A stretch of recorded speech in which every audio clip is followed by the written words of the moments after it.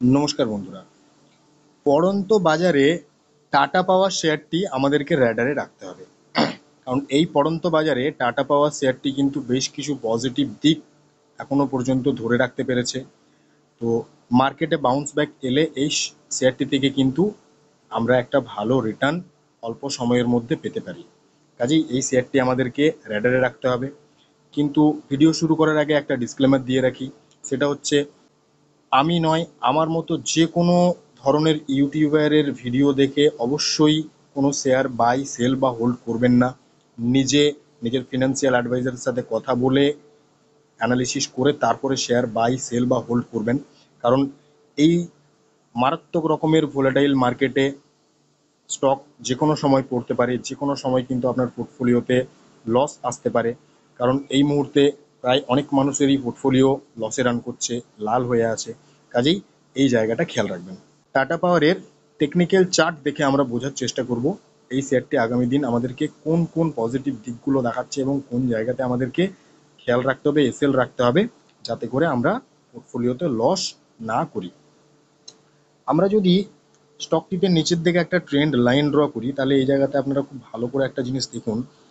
এই ট্রেন্ড লাইনটিকে কিন্তু স্টকটি খুব সুন্দর রেসপেক্ট করছে এবং এই ট্রেন্ড লাইনটি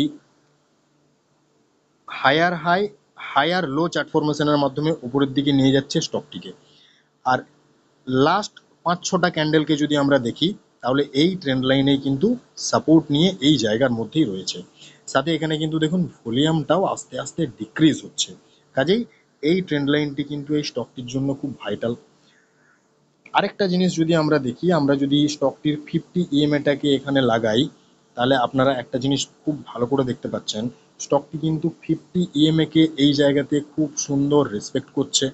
লাস্ট যতগুলো ক্যান্ডেল আমরা এখানে দেখতে পাচ্ছি, 5 থেকে 6টি ক্যান্ডেল, প্রত্যেকটি ক্যান্ডেল 50 ইএমএ-তে সাপোর্ট নিয়েছে এবং এখান থেকে বাউন্স ব্যাক করেছে। কাজেই এখনো পর্যন্ত স্টকটির মধ্যে বিয়ারিশ ভাব আমরা দেখিনি।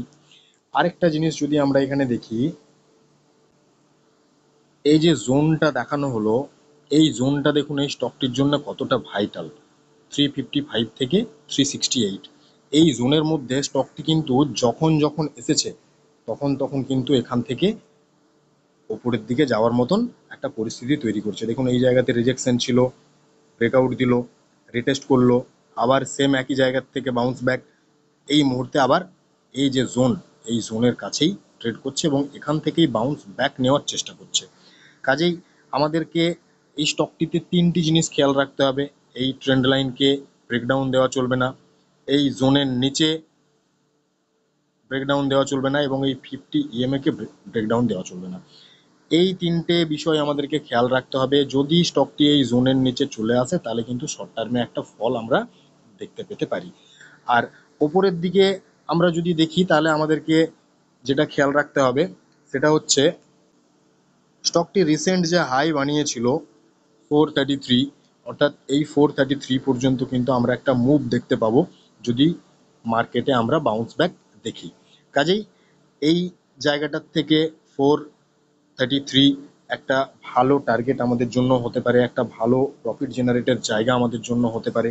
কাজেই এই জায়গাটা কিন্তু আমাদেরকে খেয়াল রাখতে হবে। কিন্তু নিচের দিকের যে জোনটা বললাম, এই জোনটাকেও খেয়াল রাখবেন। এই জোনের নিচে ট্রেড করলে কিন্তু স্টকটির মধ্যে বিয়ারিশ ভাব আসতে পারে। এই ভিডিওটি আমি সম্পূর্ণ এডুকেশনাল পারপাস শেয়ার করলাম, কোনো রকম বাই সেল বা হোল্ড রেকমেন্ডেশন দেওয়া হচ্ছে না। এই ভিডিওটিকে কোনো রকম রেকমেন্ডেশন ভিডিও হিসেবে দেখবেন না। অবশ্যই নিজের টেকনিক্যাল অ্যানালিসিস করবেন, ফিনান্সিয়াল অ্যাডভাইজারের সাথে কথা বলে ডিসিশন নেবেন। ধন্যবাদ।